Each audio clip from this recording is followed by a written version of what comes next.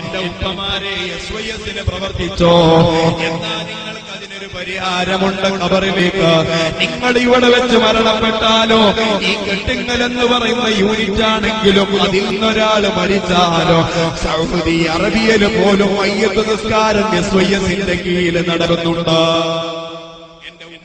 ോട് സാന്ദർഭികമായി ഞാൻ ഉണർത്തട്ടെയോ, നിങ്ങൾക്ക് SSF-ന്റെ മെമ്പർഷിപ്പിന് അധികാരമില്ല, അത് നിങ്ങൾക്ക് അനുവദനീയവുമല്ല. പക്ഷേ നിങ്ങളെ കുഞ്ഞുമകളെ SSF-ലേക്ക് ചേർത്തിക്കോ, SBS-ന്റെ മെമ്പറാക്കിക്കോ.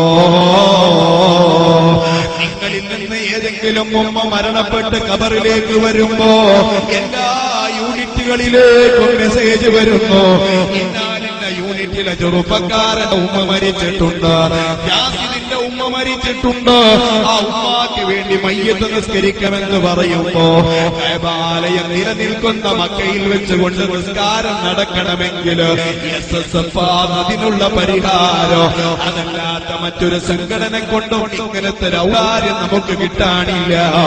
അല്ലാഹുവേ, ഞങ്ങളെ പ്രവർത്തനങ്ങൾ നീ സ്വീകരിക്കണേ അല്ലാ. ഞങ്ങളെ മക്കളെയെല്ലാം അഖിലുസുന്നത്തി വൽ ജമാഅത്തിന്റെ കർമ്മോത്സരായ പ്രവർത്തകരാക്കണേ അല്ലാ. എന്നിട്ട് അവരും അവരെ കൂട്ടുകാരും ഒരു ഹതം വന്നുകൊണ്ട് ഖുർആൻ ഓതുമ്പോ ഞങ്ങൾക്ക് വല്ലാത്ത സന്തോഷമാണല്ലോ. ഞങ്ങളെ നീ ഹൈബാക്കരുത് അല്ലാ.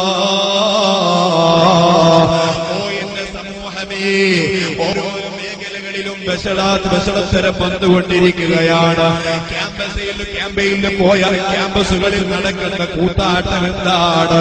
ചില കുട്ടികൾ മദ്യത്തിന്റെ അടിമകളാണ്, മറ്റു ചില കുട്ടികൾ മയക്കുമരുന്നിന്റെ അടിമകളാണ്, മറ്റു ചില മക്കളാണെങ്കിലോ രാഷ്ട്രീയത്തിന്റെ പേരിൽ പരസ്പരം കൊമ്പുകോർക്കുകയാണ്. ആ സമയത്ത് മദ്യപിക്കരുത്, മയക്കുമരുന്ന് ഉപയോഗിക്കരുത്, രാഷ്ട്രീയത്തിൽ അമിതമായി ഇടപെടരുത് എന്ന് പറഞ്ഞുകൊണ്ട് സമാധാനത്തിന്റെ ദൂതരായിട്ട് വരുന്ന ഒരേ ഒരു സംഘടനയുണ്ടെങ്കിൽ അത് ഈ ചെറുപ്പക്കാർക്ക് അല്ലാഹു തആല കനിഞ്ഞേൽക്കിയ SSF മാത്രമാ. അല്ലാഹുവേ, ഞങ്ങൾക്ക് അതിന്റെ മെമ്പർഷിപ്പ് വാങ്ങി ഞങ്ങളെ മക്കളെയും ഞങ്ങളെ സന്തോഷിപ്പിക്കണേ അല്ലാ. ഇഖ്ലാസുള്ള പ്രവർത്തനം കാഴ്ചവെക്കാൻ ഞങ്ങൾക്ക് നീ തൗഫീഖ് നൽകണേ അല്ലാ.